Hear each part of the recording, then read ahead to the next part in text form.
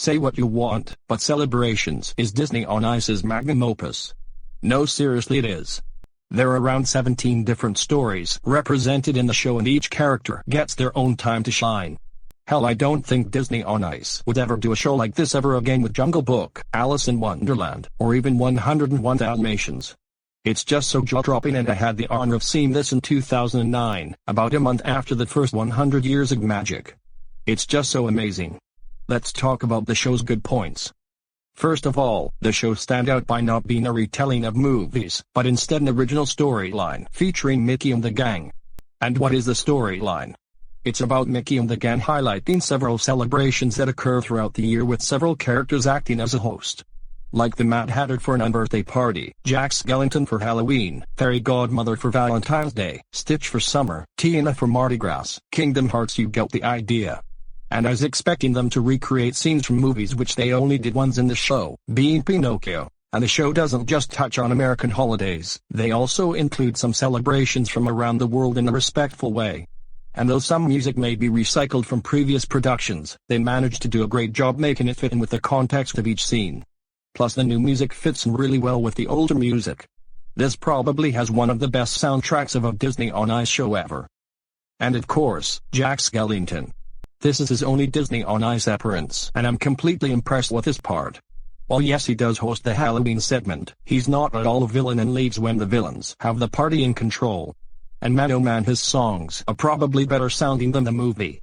Also, it's weird to see Jack Skellington in a show with Alice and Mad Hatter, considering they both had films by Tim Burton. And of course, Princess Tiana and Prince Naveen. I think that the Princess and the Frog Universe's debut show was one to remember, and dare I say, both Dare to Dream and this show have better Tiana inclusion than the other shows, since in more recent shows she skates to the same Down in New Orleans song. Just let her skate to Almost There Again, cowards. Also, she debuted alongside a ton of characters that can be rarely seen again, like the characters from Jungle Book, Pinocchio, Alice in Wonderland, etc. I think it's a wonderful welcome show, in all honesty. Thank God they retired the storyline in 2016 instead of adding a huge Frozen segment within the show. Follow Your Heart and Celebrate Memories are okay, but nothing can beat the Scott Tears show.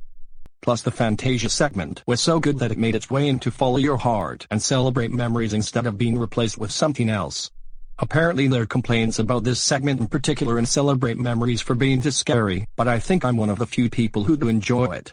Plus, it was my favorite segment in Celebrate Memories. Also, I really liked that more of the Lilo and Stitch characters showed up instead of just Stitches in Disneyland Adventure and 100 Years of Magic. As much as I liked the little blue guy, I think that there's more to the Stitch franchise than just that. So that's another great thing about the show. And the time that the show came out actually worked well, because Disney parks were having their Celebrate You event at the parks, and I thought it was a tie-in to the parks, but it was its own show in reality and barely mentioned anything related to the parks.